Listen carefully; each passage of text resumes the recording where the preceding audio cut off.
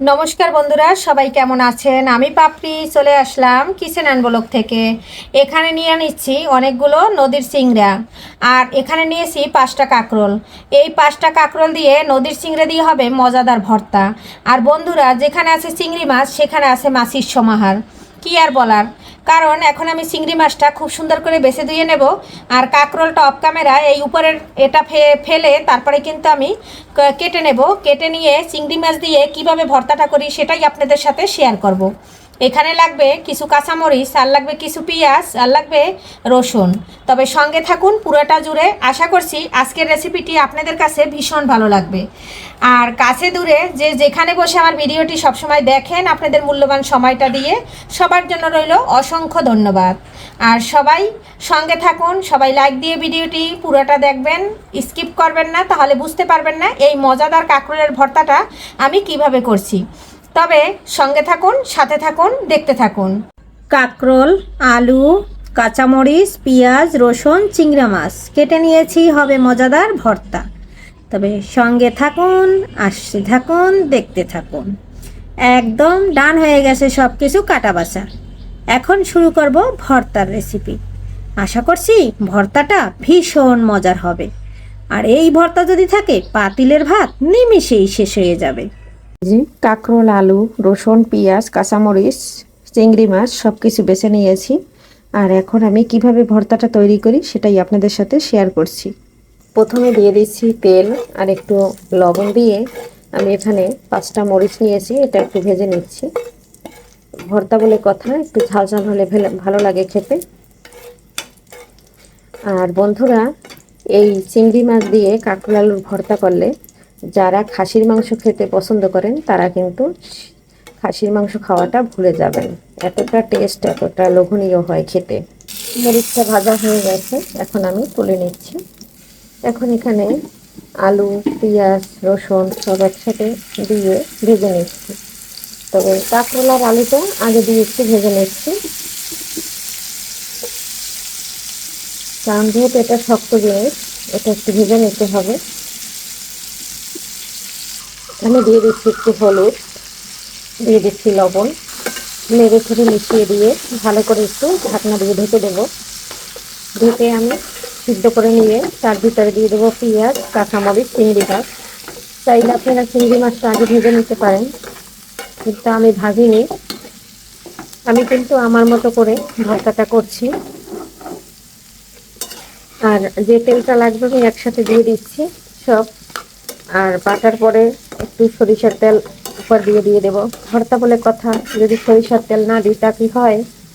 আর বন্ধুরা, কথা একটু বেজে যাচ্ছে, ঠান্ডা লাগছে। ঢাকনা দিয়ে দিচ্ছি, হতে থাক। বন্ধুরা, 5 মিনিট পরে চলে আসলাম। এই যে দেখুন, আমার কাঁকরোল, আলু আর কাঁচামরিচটা কিন্তু অনেকটা সিদ্ধ হয়ে গেছে। একটু দেখি, এই যে একদম সিদ্ধ হয়ে গেছে। এই পর্যায়ে বেশি করে পেঁয়াজ আর রসুন দিয়ে দিচ্ছি, আর দিয়ে দিচ্ছি চিংড়ি মাছ।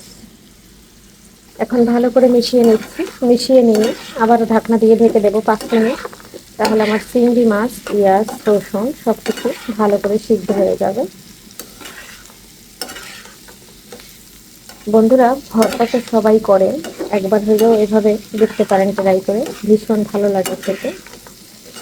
এখানে আমি 3টা দেশি রসুন নিয়েছি, আর এখানে 5টা পেঁয়াজ দিয়েছি।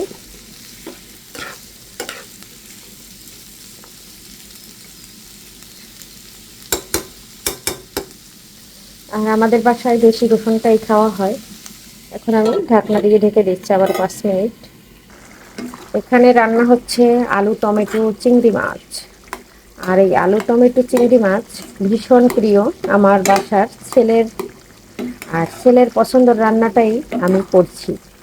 এই যে ছেলের পছন্দের রান্না, কত সুন্দর করে বেশি করে চিংড়ি মাছ, সঙ্গে দিচ্ছি টমেটো আর আলু। যে দেখুন বন্ধুরা, কাঁকরোল, আলু ফাইনাল লুক, একদম ভাজা হয়ে গেছে। বন্ধুরা, এখন এই যে পাটা নিয়ে নেব, পাটা কিন্তু বেটে নেব। এই যে ভাজা মরিচটা নিয়েছি, আর নিয়েছি গাছের থেকে টাটকা ধনিয়া পাতা। এটা আমি প্রথমে একটু বেটে নিচ্ছি। তবে ভর্তায় কিন্তু আমি একদম মিহি করে বাটছি না, আমার পাটাটায় অনেক ধার, এই যে দেখুন এক বাটায় কিন্তু যতটা মিহি হয়েছে, এই যে পুরোটা মিহি হয়ে গেছে কিন্তু। এখন আমি এখান থেকে কাঁকরোল আলু নিয়ে বেটে নিচ্ছি। এতটা বন্ধুরা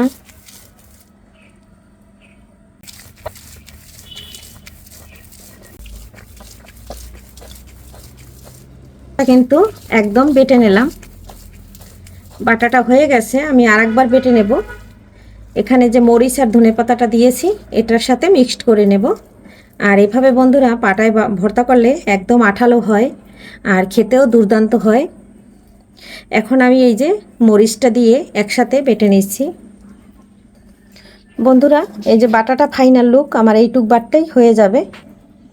এই যে দেখুন এখানে কিন্তু ভর্তাটা কি সুন্দর আঠালো আঠালো হয়েছে বন্ধুরা।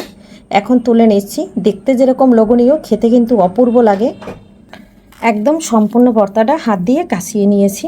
বন্ধুরা আমি সরিষার তেল দিয়ে ভেজে নিয়েছি, এরপর উপর থেকে একটু সরিষার তেল দিয়ে দিচ্ছি। এখন এই তেলটা দিয়ে যখন ভাত খাবো তখন কিন্তু একটু মিশিয়ে নিলেই হয়ে যাবে রেডি। এখন আর মিশাচ্ছি না। আমি এখানে 5-6টা চিংড়ি মাছ রেখে দিয়েছিলাম ডেকোরেশন করার জন্য। এই আমার ভর্তার ফাইনাল লুক। আমার কাঁকরোলের ভর্তা কেমন লাগলো অবশ্যই জানাতে ভুলবেন না। আশা করছি আজকের রেসিপি আপনাদের কাছে ভীষণ ভালো লাগবে। একদম নিমেষেই প্লেটের ভাত খালি হয়ে যাবে। তবে আজকের মতো বিদায় নিচ্ছি। আর আপনাদের মূল্যবান সময়টা দিয়ে আমার ভিডিওগুলো দেখার জন্য অসংখ্য ধন্যবাদ এবং সুন্দর সুন্দর কমেন্ট করার জন্য অনেক অনেক ভালোবাসা। আপনাদের কমেন্ট পেয়ে এবং আপনাদের লাইক পেয়ে আবারও ভিডিও তৈরি করতে চলে আসি। তাই সবাইকে ধন্যবাদ জানিয়ে আজকের মতো বিদায় নিচ্ছি। বাই।